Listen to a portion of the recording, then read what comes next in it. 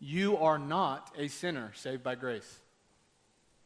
Don't throw stones at me yet. Let me finish.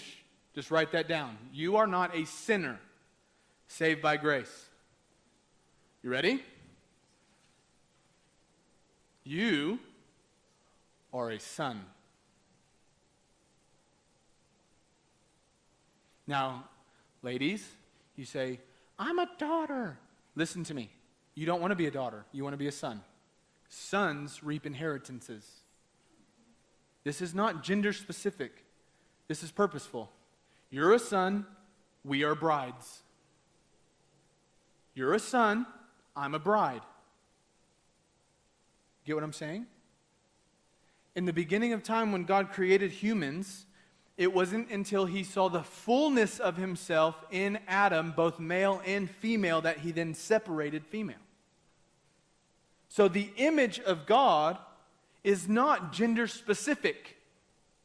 It has to do with attitude. It has to do with who you are. And you are a son that is also a bride. It's a very crazy thing. So here's what the devil's done. The devil has twisted the truth to start making us have identity issues. And he's robbing men of sonship, and he's robbing women of brideship. And altogether robbing the church of who we were created to be. Right. So you are a son.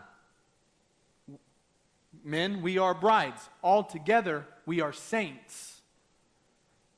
Whenever you say things like, I am a sinner saved by grace, you are identifying with the sin, not identifying as a son.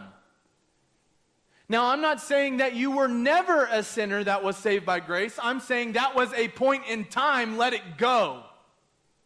I was a sinner saved by grace. I am now a son reaping the inheritance of my father.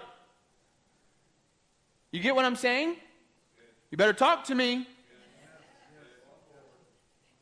When you say, it's what CJ was saying earlier. When you say things like, I'm just a sinner saved by grace, what you're doing is you're putting in front of you fleshly things that don't belong to you. If you would identify, it's the difference between sin conscious and son conscious. Sin conscious is, here are my sin. Son conscious is, this is the son. Sin conscious is, I'm addicted to this. I'm going to try really, really hard not to do this.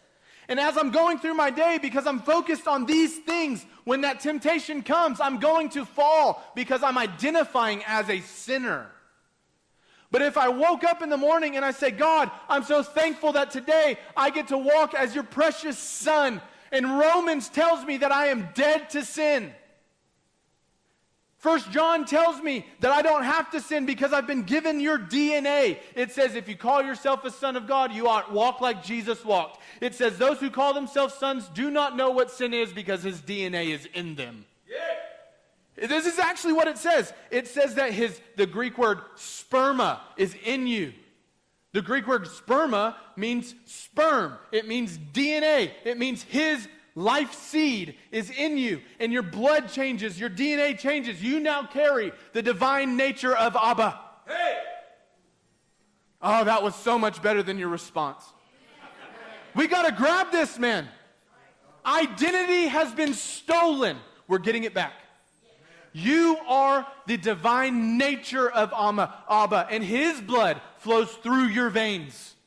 You are not O negative, B positive, A positive, C sharp minor.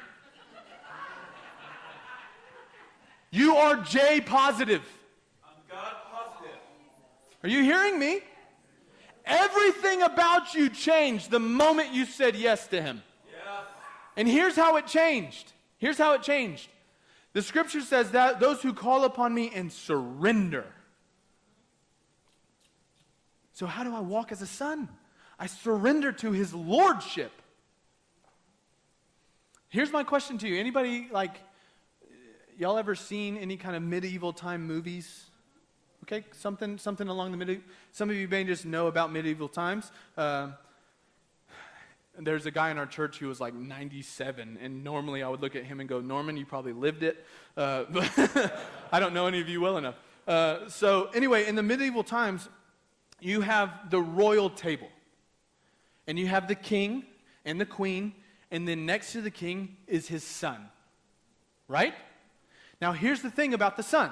The son gets to do business on behalf of the king in any area. Around the table, you also have people like the metal workers or the financiers or whatever. You have all these people who have their gifts that support the king. Okay? And that's amazing. But if I want to be someone who operates in a gift, then I'm stuck to the gift. But whenever I know I'm a son, now I can do all of the things. And with all of the things, I reap an inheritance. And when I reap my inheritance, now I rule as a king. But it starts by being a servant as a son. So when I wake up saying, Lord, I am your son, not I am a sinner, then the mentality shifts away from me and it shifts into serving you. Because I know who I am. I know what I possess. I know who my daddy is. I know what he calls me. Are you following me? So my mentality shifts. I no longer have to go, okay, I have to be careful about these things so that I don't trip. And I focus on this, and it's focusing for me, and it's focusing for me, and I miss everyone else around me that needs him. I'm a son. Okay, Jesus, I'm your son. I'm your son. I'm going to walk like you. I'm going to talk like you. And all of a sudden, instead of looking at myself, I'm looking at him. And Jesus calls us to follow. You can't figure him out. There's not a process of which you figure out Jesus. He comes any way he wants to. Scripture, he is described as wind, water, fire, rain, a cloud, a gardener. He's so multifaceted.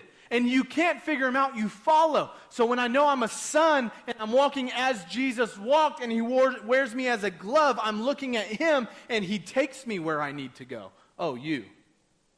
And I give as a servant and I don't take.